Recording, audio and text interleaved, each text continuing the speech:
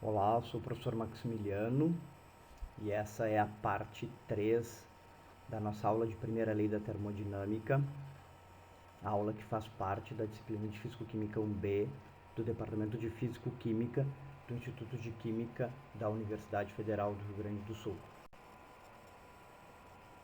Nessa terceira parte do nosso estudo da primeira lei da termodinâmica, vamos falar de transformações reversíveis de um gás ideal sobre condições restritivas.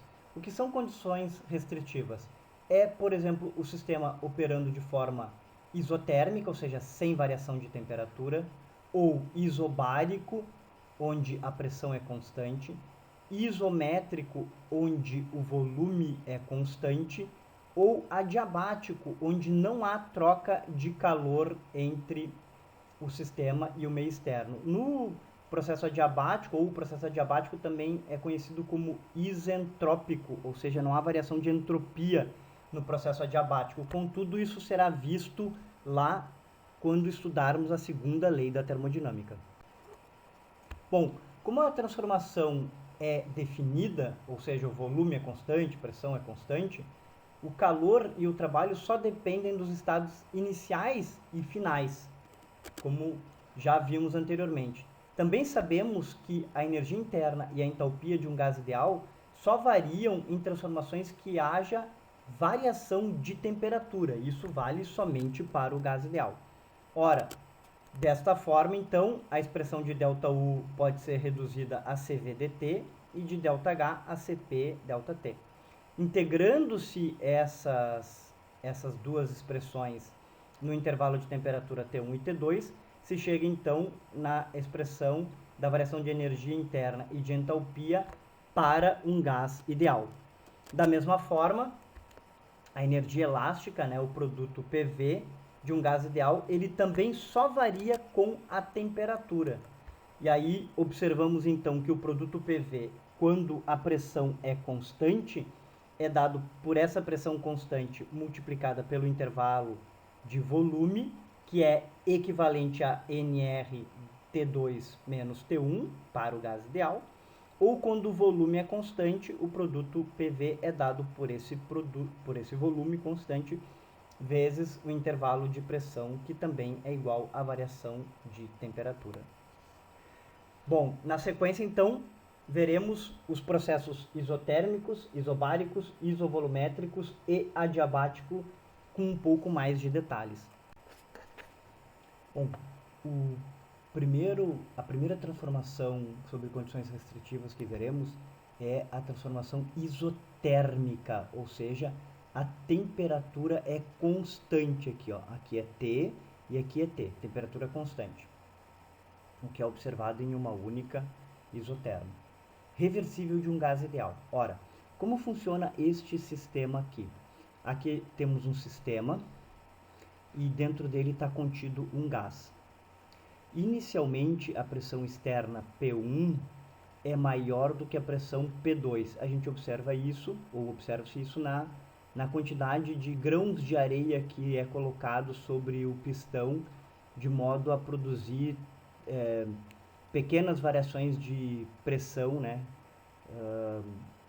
para o processo ser reversível. Então, o pistão, que originalmente estava neste ponto aqui com o volume V1, é retirado grãos de areia dele, de modo que sobre o pistão acaba tendo um número menor de grãos de areia, logo a pressão P2 é menor do que a pressão P1. E à medida que se faz isso, o pistão, cada grão de areia que é retirado, o pistão sobe um diferencial de volume, um diferencialzinho de volume.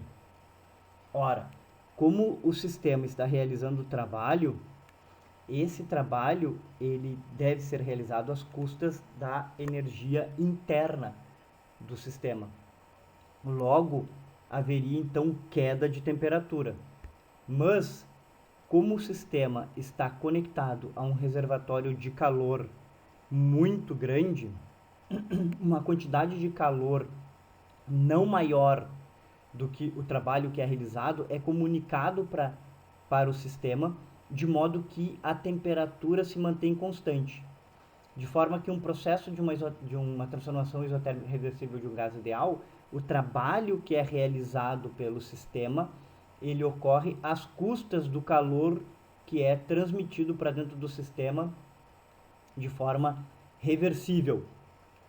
De modo, então, que se o processo é isotérmico, ou pelo fato do processo ser isotérmico, de um gás ideal, sabe-se que a energia interna e a entalpia são zero, da mesma forma que o produto PV. Esse processo, ou seja, da isoterma reversível de um gás ideal, pode ser visto no diagrama P por V. No diagrama P por V, nós temos aqui uma isoterma, que é a isoterma justamente deste processo. Observa que o T aqui não tem índice. Por quê? Porque a temperatura é constante. O sistema começa, então, inicialmente com a pressão P1, que é maior do que a pressão P2. Por quê? Porque aqui em P1 temos mais grãos de areia do que em P2. À medida que os grãos de areia são retirados, a pressão vai caindo, e à medida que a pressão cai, o pistão se desloca e o volume aumenta.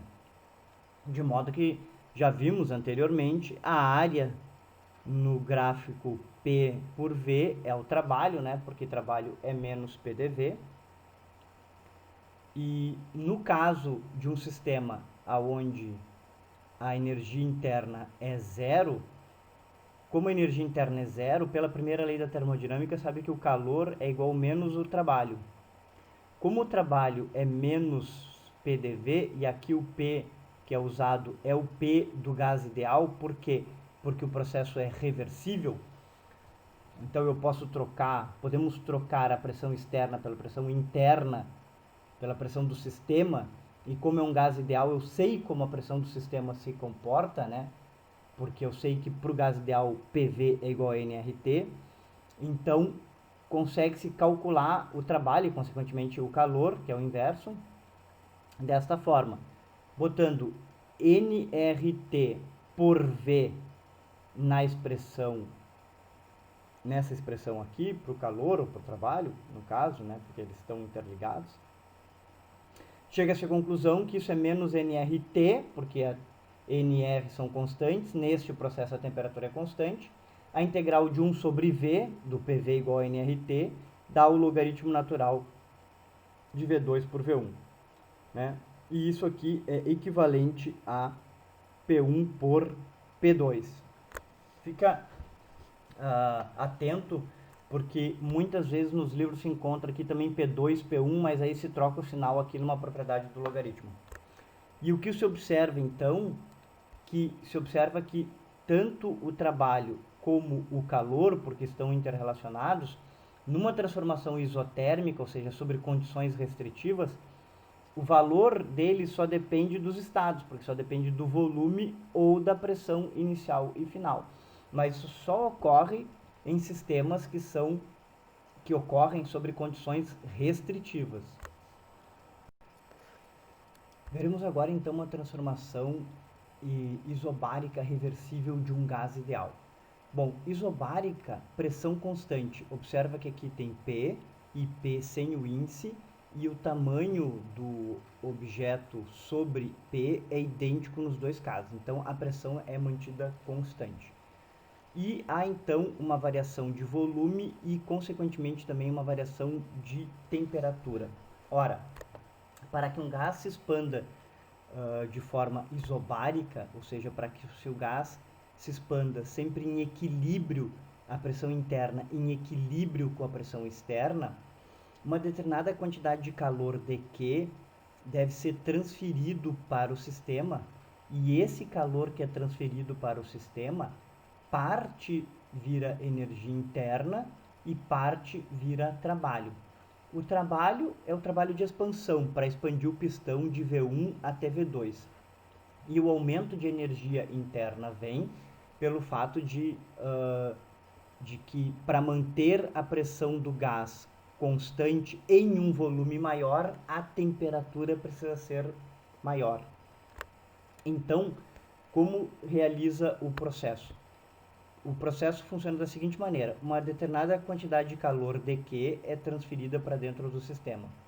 Com isso, a pressão dele aumenta de 1 dP. Essa pressão dP e o aumento da temperatura empurra o pistão para cima. Na medida que o pistão é empurrado para cima e o volume aumenta, a pressão volta a ser igual à pressão anterior, porque com o aumento do volume há uma pequena queda da pressão após o trabalho de expansão. Só que para que se tenha então, como eu disse antes, essa pressão idêntica à pressão externa, mesmo após um pequeno aumento de volume, então a temperatura do sistema deve aumentar. O que se observa então que num processo isobárico, o pistão, numa expansão isobárica, o pistão se desloca entre os volumes V1 e V2, há uma pressão constante P, e esse processo entre o estado 1 e o estado 2, ele ocorre passando por sucessivas isotermas, começando em T1, né? Aí T1, T mais DT é a próxima isoterma, T mais 2DT é a próxima isoterma, e assim sucessivamente até se chegar na temperatura T2. Bom, se o calor transferido para o sistema em contato com um reservatório, e esse reservatório tem que aumentar a sua temperatura numa quantidade de dt, né, para ficar em equilíbrio térmico também com o sistema. Se parte desse calor vira energia interna e parte vira trabalho, o trabalho pode ser expresso então pela integral de menos PDV. Mais uma vez aqui a pressão externa a pressão externa, né, a pressão constante. Então fica menos P intervalo do volume, variação de intervalo de volume. Já foi visto isso, né, que é equivalente a menos NR variação de temperatura. E também já foi visto então que a energia interna e a entalpia de um sistema que ocorre a P constante também varia desta forma, né, assumindo-se que Cp e Cv para o gás ideal não varia com a temperatura. O terceiro processo que veremos é uma transformação isométrica, ou seja, o volume é constante. Aqui temos o ponto inicial e o ponto final, e ambos têm o mesmo volume, o volume V sem índice. E o que se observa numa transformação isométrica é basicamente uma elevação da temperatura, aqui T1 e aqui T2, aonde T2 é maior do que T1, uma elevação de temperatura com volume constante, e esse volume é mantido constante com um aumento proporcional da pressão. Observa que P1 é menor do que P2. Então, como funciona um processo isométrico? Uma quantidade de calor é transferida para dentro do sistema, a temperatura sobe, e para evitar o aumento do volume, a pressão externa sobe proporcionalmente à temperatura, de modo que elas acabam se equilibrando. Então o processo é basicamente entre o estado 1, com a pressão 1 menor, e o processo evolui a volume constante até o estado 2, com pressão 2 e temperatura 2, que são maiores do que a 1. Ora, como o volume é constante, não tem trabalho. Não tendo trabalho, o calor comunicado é energia interna, que a gente observa então na forma de aumento de temperatura. E como já visto anteriormente, então para volume constante, né, para volume constante, ΔU, ΔH e ΔPV se transformam segundo estas equações aqui. Nosso quarto e último transformação é a transformação adiabática reversível de um gás ideal. Ora, se ela é adiabática, significa que ela está isolada termicamente do meio. Logo, a quantidade de calor transferida entre o meio externo e o sistema é zero. Numa expansão adiabática reversível, o que ocorre? A expansão ela ocorre pela diminuição da pressão externa. Repara que os grãos de areia em P1 é em maior número do que em P2, então P1 é maior do que P2. E a temperatura T1 também é maior do que a temperatura T2. T1 é maior do que a temperatura T2. O processo ocorre, então, com a redução da pressão externa,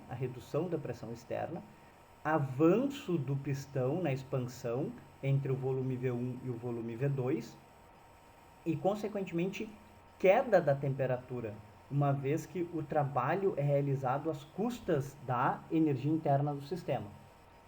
De modo que, quando se sai do estado 1 para chegar ao estado 2, esse caminho é feito pela curva adiabática, e esta curva adiabática ela vai ligando sucessivas curvas isotérmicas, começando com T1, que é a temperatura mais alta, e à medida que a expansão ocorre, à medida que o volume avança, a temperatura vai caindo até o estado final 2, onde tem a isoterma T2. Como sempre, né, no gráfico P por V, a área sobre a curva é o trabalho realizado. Como falamos então, numa expansão reversível adiabática de um gás ideal, ocorre a redução da pressão, com consequente aumento do volume, e uma vez que o sistema é isolado, este trabalho que é realizado pelo sistema se dá às custas de energia interna, consequentemente há uma redução da temperatura. O processo então sai do estado 1 numa temperatura T1, que é maior, e ele evolui então até o estado 2 em uma temperatura T2, que é menor. De modo então que o sistema passa por diversas isotermas, onde cada isoterma é T menos dt. Então T menos dt menos 2 dt e assim sucessivamente até chegar em T2. Ora, como o trabalho é igual à energia interna, uma vez que o calor é zero e o trabalho é dado por menos PDV, e também se sabe que a energia interna de um gás ideal só varia com a temperatura, de modo então que menos PDV, ou PDV pode ser igual a menos CV dt. CV dt é a energia interna de um gás ideal, PDV é o trabalho. De modo então que, se integrarmos menos PDV como energia interna, isso já foi feito, né? E se percebe então que o trabalho e, consequentemente, a energia interna do sistema é dado por NCV T2 menos T1, lembrando que T2 é menor do que T1. Bom, agora que sabemos como é que o trabalho ocorre, como é que calculamos o trabalho numa expansão adiabática reversível de um gás ideal, se o gás é ideal, então PV igual a nRT vale em qualquer ponto. De PV igual a nRT, podemos tirar a temperatura T1 e a temperatura T2. Se substituirmos T1 aqui e T2 aqui, simplificando-se, né, o sistema, se conclui então que o trabalho pode ser dado por CV molar por R P2V2 menos P1V1. De modo, então, que o trabalho agora ele pode ser expresso em função das variáveis pressão e volume. Contudo, sabemos que para o gás ideal, Cp menos Cv é igual a R e que gama é Cp dividido por Cv. Quando olhamos essa expressão aqui, percebemos que temos essa razão entre Cv molar e R. Ora, para avaliar isso, é mais fácil avaliar R por Cv molar. R é Cp menos Cv, como está aqui. Com o Cv aqui de baixo, temos Cp por Cv, que é igual a gama, e Cv por Cv é igual a 1. Logo, R por Cv é igual a gama menos 1. Como tínhamos Cv por R, o trabalho pode ser escrito, então, essa expressão aqui pode ser escrita como o produto PV2 menos PV1 por 1 sobre gama menos 1. Mas esse trabalho, já tínhamos visto que ele é igual a NRT2 menos T1, de modo, então, que podemos expressar o trabalho realizado numa transformação adiabática de um gás ideal em função do volume, pressão e gama, ou em função da temperatura e do gama. Seguindo-se então na questão matemática, partindo-se da relação fundamental, que é 5.12, né, que PDV é igual a menos CVDT, como o gás é ideal, então P é igual a NRT por V. Quando se coloca isso aqui, o que se observa? NR dV por V, no lugar de P, e menos CV dt e o T do PV igual a NRT. Então, P é igual a NRT por V. Muito bem. Então, já colocamos a pressão do gás ideal aqui e trouxemos para o lado de cá o T da equação. Ora, fazendo-se a integração em V do lado esquerdo e em T do lado direito, considerando-se o CV constante, como temos feito até então, temos que NR sai fora da integral, fica NR V2 por V1, e aqui CV saiu fora da integral, ln de T2 por T1, aqui já está invertido, por isso troco o sinal aqui, porque esse sinal aqui sumiu propriedades dos logaritmos. Ora, mas já vimos que NR por V, desculpe, NR por CV, NR é Cp menos Cv. Observa-se que na transparência anterior, R era igual a Cp molar menos Cv molar. NR é igual a Cp menos Cv. Essa propriedade aqui é extensiva. Ora, mas de qualquer forma, já vimos que Cp por Cv é gama e Cv por Cv é 1, de modo que NR por Cv é igual a gama menos 1. E onde a gente consegue NR por Cv? Aqui temos NR e aqui temos Cv, de modo então que podemos ter NR por Cv, ln de V2 por V1 igual a ln de T1 por T2, que é exatamente o que temos aqui, ó.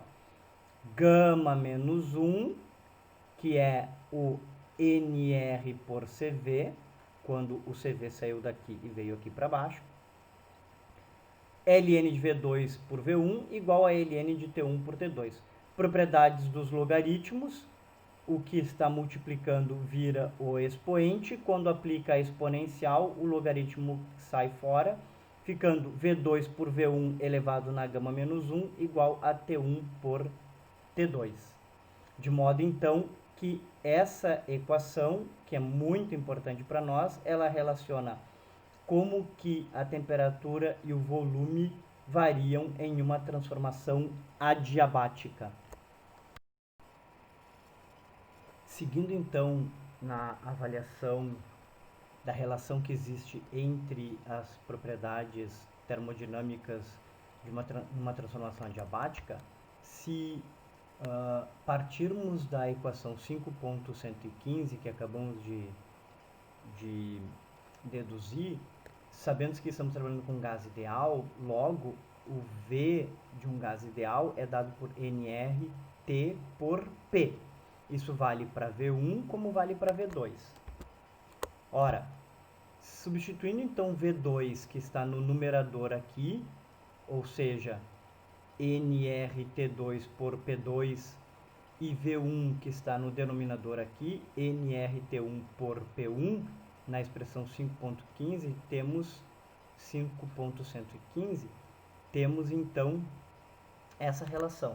Ora, fazendo a simplificação de NR, se tem então que T2 por T1, T2 por T1 elevado na gama menos 1 é igual a P1 por P2, P1 por P2 na gama menos 1. Ora, passando-se a temperatura para o outro lado, temos P1 por P2 na gama menos 1, que sempre esteve aqui, T1 por T2, que já estava do lado de lá, e T1 por T2 na gama menos 1, que é fruto do processo de mudança de lado. Muito bem. Ora, isso é multiplicação de potências de mesma base, conserva a base, somos expoentes, então gama menos 1 com mais 1 aqui dá gama, e o outro lado ficou invariante. Ora, para resolver isso, basta multiplicarmos ambos os lados, elevarmos ambos os lados por 1 sobre gama, resultando que a pressão, então, P1 por P2 fica gama menos 1 dividido por gama, e do lado de cá fica T1 por T2, chegando na relação 5.116. Por fim, então, partindo novamente da relação 5.115 do pila, isolando-se a temperatura na expressão do gás ideal, substituindo T1 e T2 na expressão, temos algo desse tipo aqui, fazendo as devidas simplificações, de forma semelhante, mas até mais simples do que no slide anterior, chegamos então à relação entre V2 por V1 elevado na gama é igual a P1 por P2, ou, equivalentemente, P1 V1 na gama é igual a P2 V2 na gama, e a equação 5.117 do pila 1. Assim, vemos como que a pressão, temperatura e o volume se relacionam em uma transformação adiabática de um gás ideal, e as equações 5.115, 116 e 117 são ditas equações de Poisson, que descrevem então um processo adiabático. Com relação à energia interna e à entalpia, em se tratando de um gás ideal, elas só dependem da variação da temperatura, e desta forma, então, ΔU é dado pela equação 5.105 e ΔH pela 5.106, como já visto anteriormente. Aqui no gráfico pode-se observar a relação entre ΔU e temperatura e volume de uma transformação adiabática. Concluindo-se então o nosso estudo de transformações adiabáticas reversíveis de um gás ideal, avaliando-se o produto PV, já vimos que o produto PV para um gás ideal é dado por nRT2 menos T1. Se da equação 5.116 isolarmos T2 e substituirmos T2 aqui, teremos que ΔPV pode ser dado por nRT2 menos T1. Esse menos T1 é o menos T1 que já estava lá. Muito bem. Agora, colocando T1 em evidência, ΔPV fica nRT1, P2 por P1 na gama menos 1 por gama menos 1, ou, equivalentemente, ΔPV é igual a P1 V1 vezes P2 por P1, gama menos 1 por gama menos 1. Por quê? Porque PV é igual a nRT, logo P1 V1 é igual a nRT1. Com isso, então, concluímos o estudo das transformações adiabáticas reversíveis de um gás ideal. Os processos mostrados anteriormente, isotérmico, isobárico, isovolumétrico e adiabático, podem ser reunidos nos processos politrópicos. Basicamente, o produto PV, né, ele é aproximadamente constante em processos que são reversíveis. A gente viu que P1, V1 elevado num coeficiente é igual a P2, V2 elevado em algum coeficiente, onde K é dito índice politrópico. Ora, nós começamos então no processo isotérmico. No processo isotérmico, K é igual a 1. Por quê? Porque o produto PV é uma constante para um gás ideal num processo isotérmico, tendo em vista que, sem variação de temperatura, o produto PV é constante e ΔPV é zero para um gás ideal. Para o processo isobárico, como não há variação de volume, K é igual a zero. Para o processo adiabático, que ele é dito isentrópico, né? Não entramos nesse detalhe, mas é entropia constante, isso vai ser visto lá na segunda lei da termodinâmica. O K é igual ao gama, né? E o gama é Cp por Cv. E para o processo isovolumétrico, o produto PV se comporta como se V estivesse elevado ao infinito. Então, de modo que para processos reversíveis, os 4 processos vistos anteriormente podem ser reunidos, então, nessa expressão. Graficamente, os processos politrópicos, no gráfico P por V, que foi o gráfico que avaliamos até então, podemos observar aqui, quando K é igual a 1, temos o processo isotérmico, aqui temos uma isoterma. Quando K é igual a gama, temos o processo adiabático, com uma queda maior de temperatura, onde gama ligava duas isotermas. Com K igual a zero, temos o processo isobárico, com pressão constante.